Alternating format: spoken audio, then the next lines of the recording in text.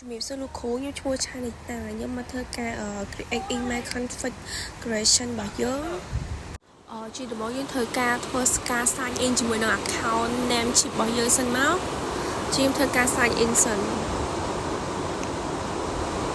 ចង់បន្ទាប់ពីយើងបាន sign in វាហើយយើងចូលទៅកាន់យកស្លាយនេះយើងត្រូវការយកកូដពីកម្មវិធីនោះមួយទៀតយកមកដាក់អញ្ចឹងបន្ទាប់ពីយើងបញ្ចូលកូដវារួចអស់ហើយហ្នឹងហើយចឹងយើងត្រូវការចុច submit វាមកហើយមុននឹងធ្វើការបាក់យើងត្រូវការចូលជាមួយនឹង hosting list ហើយយើងចូលឡើង go to នេះមកហើយឡើងនេះយើងត្រូវការចូលទៅដល់ឡើងនេះចាំ person ហើយនៅឡើងនេះយើងត្រូវការចូលជាមួយនឹង email account យើងមួយមកចាំ person ចឹងឥឡូវត្រូវការចុចយក create account ហើយឡើងនេះយើងវាយ username មកយើងដាក់ឈ្មោះខ្ញុំមកហើយបន្ទាប់មកយើងត្រូវការដាក់ជាមួយនឹង password ចុចឡើងនេះដើម្បីដាក់ជាមួយនឹង password ចាំតិចសិនpassword ដាក់ចឹងមកយើងគេឲ្យយើងដាក់វារៀង strong password ទៅចឹងយើងធ្វើការចុចជាមួយនឹងពាក្យ create មកហើយបន្ទាប់មកពេលលុបបែបនេះយើងចុចជាមួយនឹង save password យើងទៅហើយមកវាបានជាមួយនឹងកន្លែងនេះហើយដែលយើងបង្កើតមិញហ្នឹងចឹងយើងបន្តទៀតបន្ទាប់មកយើងធ្វើការចូលជាមួយនឹង outlook របស់យើងមកសាពី outlook ហើយយើងវាយចូលទៅហើយយើងបន្តយើងធ្វើការចូលជាមួយនឹង continue ដើម្បីចូលទៅដល់ឡើងនេះហើយយើងចុច continue ទៅមក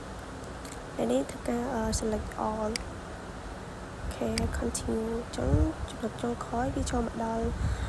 កន្លែងនេះចឹងនេះយើងធ្វើការចឹងកន្លែងនេះជាបន្តយើងធ្វើការចូលទៅកាន់file របស់យើងដើម្បីឲ្យជាមួយនឹង account ថ្មីហ្នឹងហើយដល់ចំណុចនេះវិញយើងធ្វើការដាក់ password yes password ដែលយើងដាក់មុនហ្នឹង